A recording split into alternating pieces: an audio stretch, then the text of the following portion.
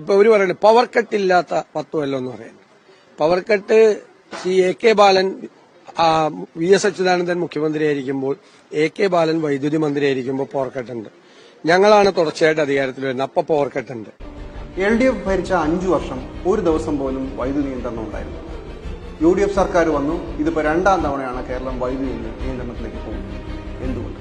ഇതുപോലെ മഴ നഷ്ടപ്പെട്ട കഴിഞ്ഞ 15 കൊല്ലത്തിനുള്ളിൽ സംഭവം ഉണ്ടായിട്ടില്ല.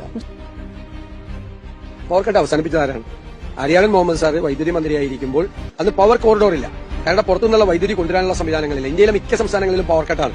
അന്ന് പവർ കോറിഡോറില്ല. അപ്പൊ ഇപ്പോൾ പവർ കോറിഡോർ ഉള്ളതുകൊണ്ട് പുറത്തുനിന്ന് വൈദ്യുതി കൊണ്ടുവരാൻ ഒരു ബുദ്ധിമുട്ടില്ല. അതുകൊണ്ടാണ് പവർ കട്ട് ഇല്ലാതായത്. ഇവരുടെ മെച്ചമല്ല, UDF ഗവൺമെന്റാണ്, ഉമ്മൻചാണ്ടി സർക്കാരാണ് ആ പവർ കട്ട് ഇല്ലാതാക്കാനുള്ള ചെയ്ത്. ഇന്ന് പല സംസ്ഥാനങ്ങളിലും പവർ കട്ടില്ല, കാരണം പവർ കോറിഡോർ ഉള്ള ഒരു സ്ഥലത്തില്ല. അതിനെയൊക്കെ തെറ്റായി വ്യാഖ്യാനിച്ച് പച്ചക്കള്ളം ഇവർ പ്രചരിപ്പിക്കും. ഇടമൺ കൊച്ചി പവർ ഹൈവേയുടെ ചരിത്രം കൂടി അറിഞ്ഞു പോകാം. ഈ പദ്ധതിയുടെ നിർമ്മാണ പ്രവർത്തനം തുടങ്ങിയിട്ട് 18 വർഷത്തോളമായി. VS അച്യുതാനന്ദന്റെ നേതൃത്വത്തിലുള്ള LDF സർക്കാരിന്റെ കാലത്ത് തിരുനെൽവേലിയിൽ നിന്ന് ഇടമൺ വരെ ലൈൻ പൂർത്തിയായതാണ്. ഇടമണിൽ നിന്ന് ഈസ്റ്റ് കൊച്ചി വരെയുള്ള ലൈൻ വലിക്കാൻ 32 ടവറുകളുടെ അടിത്തറയുടെ നിർമ്മാണവും പൂർത്തിയായി. അവിടെ നിന്ന് 1 ഇഞ്ച് മുന്നോട്ട് പോകാൻ പിന്നീട് വന്ന ഉമ്മൻചാണ്ടിയുടെ UDF സർക്കാരിന് സാധിച്ചില്ല. പവർ ഹൈവേ കൊല്ലം, പത്തനംതിട്ട, കോട്ടയം, എറണാകുളം എന്നീ ജില്ലകളിലൂടെയാണ് കടന്നു പോകുന്നത്. ഭൂമി ഏറ്റെടുക്കലും മറ്റും സംബന്ധിച്ച് നിരവധി എതിർപ്പുകൾ ഉയർന്നു. സമരം നടന്നു. കൊല്ലം, കോട്ടയം ജില്ലകളിലെ സ്ഥലമെടുപ്പാണ് പ്രധാന തലവേദനയായത്. ഉമ്മൻചാണ്ടിയുടെ മണ്ഡലമായ പുതുപ്പള്ളിയിൽ ഉൾപ്പെടെ തടസ്സം നിലനിന്നു. അങ്ങനെ കഴിഞ്ഞ ഉമ്മൻചാണ്ടി സർക്കാർ ഈ പദ്ധതി നടക്കുകയില്ലെന്ന് പറഞ്ഞ് ഉപേക്ഷിച്ചു. എന്നാൽ 2016 മെയ്യിൽ അധികാരത്തിലെത്തിയ പിണറായി വിജയൻ സർക്കാർ 2 മാസത്തിനകം തർക്കമുള്ള പ്രദേശങ്ങളിലെ MLA-മാരുടെ യോഗം വിളിച്ചു. ജനങ്ങളെ വിശ്വാസത്തിലെടുത്ത് അവരുടെ ആശങ്കകൾ പരിഹരിച്ച് പദ്ധതിയുമായി മുന്നോട്ട് പോയി. ഇടമൺ കൊച്ചി പവർ ഹൈവേ മുഖ്യമന്ത്രി പിണറായി വിജയൻ നാടിന് സമർപ്പിച്ചു.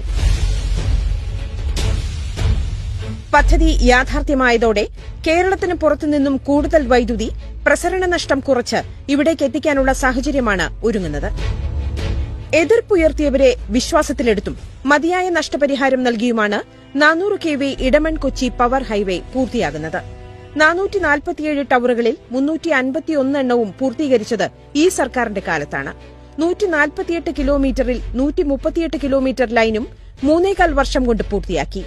2000 മെഗാവാട്ട് പ്രസരണശേഷിയുള്ള ഈ ലൈനിലൂടെ വൈദ്യുതി എത്തിത്തുടങ്ങിയതോടെ കേരളത്തിലെ പ്രസരണ ശൃംഖലയിൽ ശരാശരി 2 കിലോവാട്ട് വർധനയാണ് സാധ്യമാകുന്നത്.